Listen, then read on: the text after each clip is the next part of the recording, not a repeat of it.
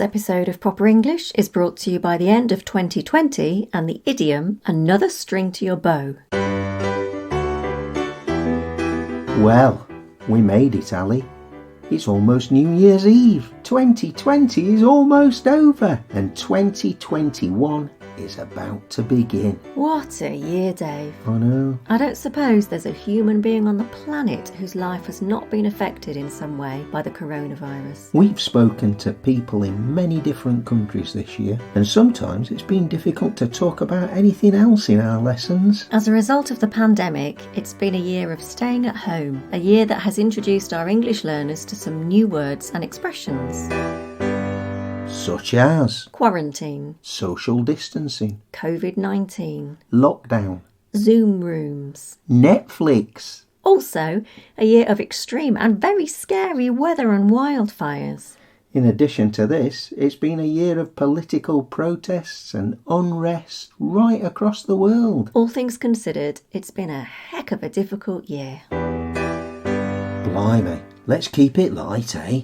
OK, what's been happening in the world of proper English this year? Well, even though it's been a pretty tough year for everybody, people have still managed to find time to listen to us rambling on about the English language. But how many, Dave? Give us some of our stats for 2020.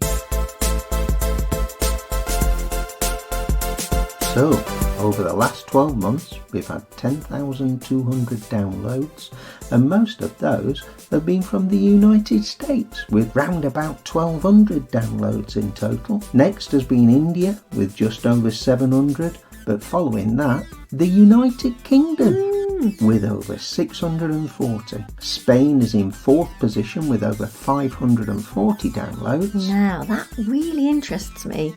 The USA and India, two countries with enormous populations, so that's not surprising that they're so high up the list. But Spain, with a population of just over 47 million, coming in fourth place is impressive. I guess our Spanish listeners are taking their language learning very seriously and maybe recommending us to their fellow students. Yeah, I guess so. That leaves Russia in fifth place, with 528 downloads over the year. Cool. The most popular episode over the year has been episode 1. As you'd expect, really. And the closest one to that is episode 31, which was American English versus British English. We must revisit that sometime with our Canadian friends. Oh, yeah. And then, number 3 was our second ever episode, Prepositions.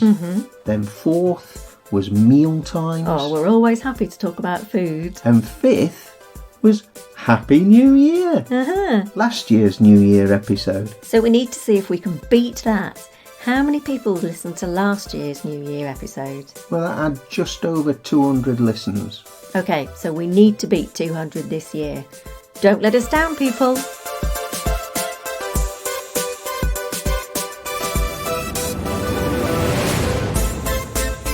Often people like to make a resolution for the new year, an aspiration, something they want to improve about themselves. I'm going to try and wear more cheerful colours. Interesting, Ali. Some people push themselves hard, perhaps to give up smoking or maybe learn a new skill. But I know my limitations, Dave. If I can remember to wear something bright and beautiful when I'm teaching, that's good enough for me.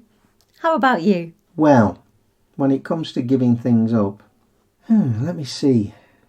As a result of lockdown, I gave up vaping this year. So, I don't know. Maybe I ought to exercise more, because goodness knows I don't do enough now. I think that's something that I should be doing in the new year. I'm also going to try and write a poem a day. Oh, in English or Portuguese? In English. My Portuguese isn't quite good enough for poetry writing just yet. Do you think we'll get to travel this year? Oh, blimey, I hope so. We haven't seen family and friends back in England for far too long. Hopefully we'll get to see them either here in Portugal or back in the UK. If you could go anywhere in 2021, where would you go? Ooh, too much to choose from. I have a very long list of places I'd love to visit. Here in Portugal, in Europe and all over the globe. Shall we pick our top 2 destinations? Okay. So, Russia is still going to be number 1 for me. I'd love to visit Russia. We've got so many students in that huge country, you know, from Novosibirsk to Astrakhan, all over the place. Brilliant. And so I'd love to visit some of them.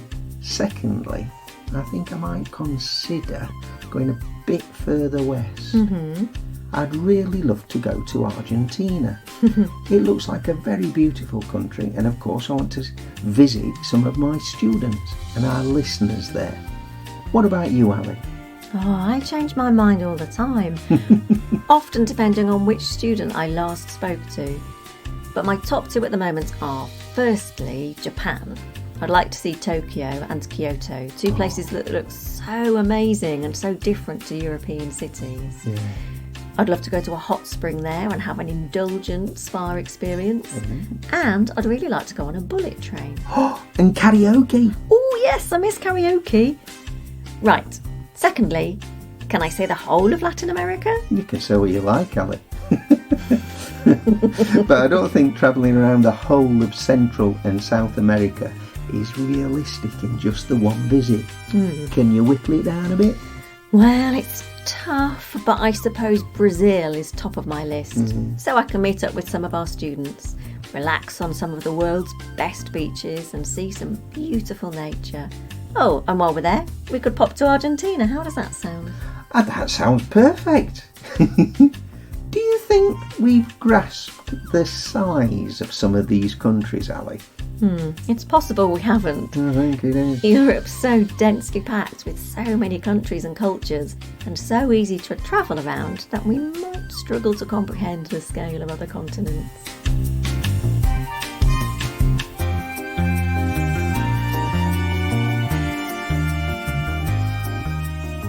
And now it's time for Idiom of the Week. Idiom of the Week? This idiom came up as the result of a conversation with my student and friend of the podcast, the lovely Carla in Brazil. You might remember Carla from episode 51 back in April. Another string to your bow seems like a good idiom for the start of a new year, and perhaps, for some people, for the end of 2020. The string being referred to is a skill or talent. Some people use their time in lockdown to learn something new. And some people might make it their New Year's resolution to learn something new in 2021. What better way to exemplify this idiom than with some multi-skilled famous people? Ooh, like Hedy Lamarr. Perfect. Tell us more. Well, younger listeners might not be aware of Hedy Lamarr, but she was an Austrian-American actress and inventor. Wow, that's not a combination you hear often. No, as a Hollywood actress, she was at her peak in the 1940s in films such as Boomtown and Samson and Delilah.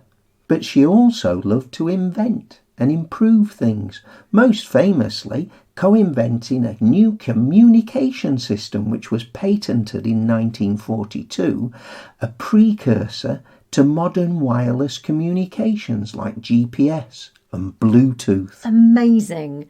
2 remarkable strings to her bow. What do you know about Dolph Lundgren? Another Hollywood actor. Swedish, I think.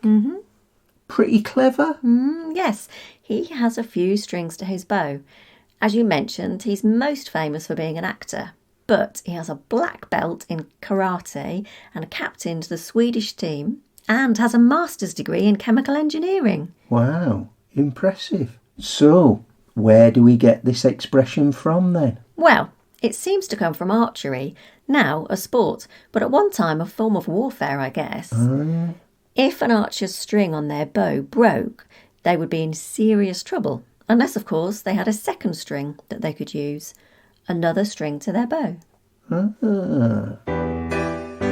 And here we are at the end of our 84th episode of Proper English. 84, blimey. We hope you've had fun listening in on today's conversation. Please tell everyone you know about us. Your friends, your family, anyone who's studying or learning English. And don't forget to like this episode and leave us a nice review and subscribe to us on your favourite podcast app. And of course, you can join us on Instagram or Facebook or Twitter if you have them. And there you can ask us any questions you might have. And if you don't use social media, you can send us an email. Our email address is properenglish, All one word, @sapo.pt. So, until next time, it's Happy New Year from me. And it's Happy New Year from me too. And thank you for listening to Proper English.